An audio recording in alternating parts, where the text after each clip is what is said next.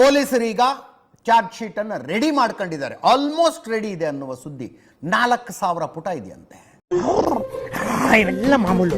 Control control ಸಮಾಧಾನ.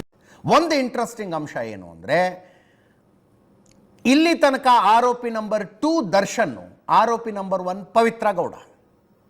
Charge ಶೀಟ್ನಲ್ಲಿ ಆರೋಪಿ ನಂಬರ್ ಮೇಲೆ ಕೆಳಗೆ ಮಾಡಿದ್ದಾರೆ ಅನ್ನುವ ಮಾಹಿತಿ ಇದೆ. In all probability Darshan could be accused number 1. ಏನೋ ಹೊಡೆದಂಗಾಯ್ತು. I could feel a pain. Pavithra Gowda ಪ್ರತ್ಯೇಕವಾಗಿ ಅಡ್ವೊಕೇಟ್ ಎಂಗೇಜ್ ಮಾಡಿದ್ ನೋಡಿದ್ರೆ ಒಂದು ವಿಷಯ ಮತ್ತೊಮ್ಮೆ ಖಚಿತ ಆಗ್ತಿದೆ, ಕಿತ್ತೋಗಿದೆ ಇಬ್ಬರಿಗೂ.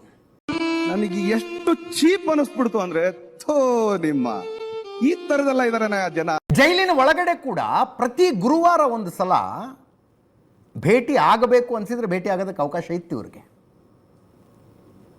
ದರ್ಶನ್ ಪವಿತ್ರ ಗೌಡ ಜೈಲಿನಲ್ಲಿ ಭೇಟಿ ಆಗಬಹುದಾಗಿತ್ತು. ಈಗ ಕೆಲವು ಕೇಸ್ನಲ್ಲಿ, ಒಂದೇ ಕೇಸ್ನಲ್ಲಿ ಗಂಡ ಹೆಂಡತಿ ಬಂದುಬಿಟ್ಟಿರ್ತಾರೆ ಈ ಜೈಲಿಗೆ. ಸೆಂಟ್ರಲ್ ಜೈಲಿನಲ್ಲಿ ಗಂಡ ಹೆಂಡತಿ ಇರ್ತಾರಪ್ಪ. ಜೈಲ್ ಅಂದಮೇಲೆ ಒಟ್ಟಿಗೆ ಇರಕ್ಕೆ ಆಗತ್ತಾ?